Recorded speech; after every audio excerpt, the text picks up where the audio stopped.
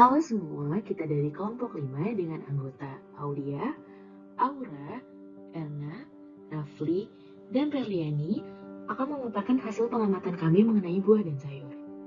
Topik pembahasan kita kali ini akan dimulai dengan sedikit pendahuluan, kemudian pengamatan fisik dari buah dan sayur, jumlah edible portion dari buah dan sayur, pengamatan sifat kimia dari buah dan sayur, lalu yang terakhir akan ada sedikit studi literatur mengenai pengaruh gas etilen pada proses pemasakan buah.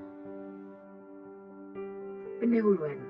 Menurut Sudiotomo tahun 2004, buah merupakan bagian dari tanaman yang strukturnya mengelilingi biji, di mana struktur tersebut berasal dari indung telur atau menjadi bagian dari bunga. Sedangkan sayur merupakan bahan makanan yang berasal dari bagian tumbuhan seperti daun, batang, dan bunga.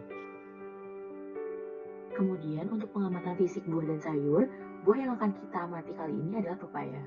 Alat yang kita butuhkan adalah penggaris dan timbangan. Berikut data yang didapatkan dari pengamatan fisik pada buah pepaya. Selanjutnya ada edible portion dari buah dan sayur. Nah, masih menggunakan buah pepaya sebagai subjek pengamatan. Lalu alat yang kita gunakan adalah pisau dan timbangan. Prosedur untuk menentukan edible portion pada buah dan sayuran diawali dengan penimbangan buah dan sayuran, kemudian pisahkan antara bagian yang dapat dikonsumsi dan tidak, lalu yang selanjutnya, timbang bagian yang dapat dimakan dan nyatakan dalam persen terhadap berat utuh. Berikut pembahasan untuk edible portion pada buah dan sayur.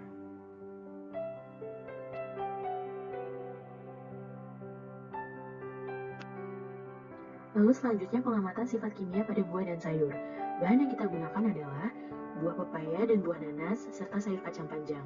Kemudian alat yang dibutuhkan adalah larutan NaOH 0,1 normal, larutan indikator phenolphthalein 1%, larutan kanji 1%, larutan iod 0,01 m, blender, Erlenmeyer, labu ukur 250 ml, biuret, pH indikator universal, refraktometer, dan kertas saring. Hasil pengamatan nilai pH untuk pepaya sebesar 5, sedangkan untuk kacang panjang sebesar 6. Pengukuran pH dilakukan 3 kali menggunakan indikator pH universal.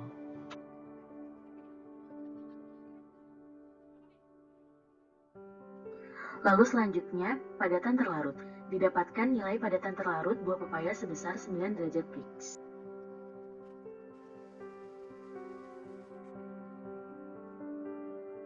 Lalu selanjutnya total asam tertitrasi.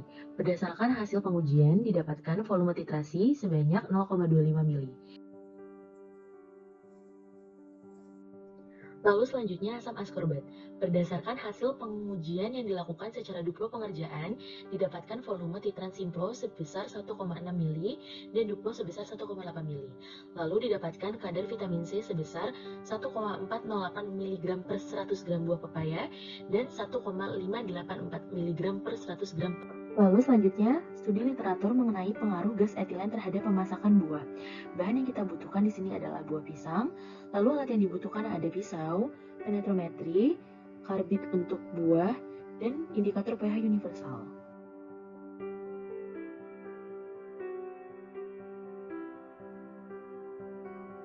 Berikut pembahasan mengenai pengaruh gas etilen terhadap pemasakan buah.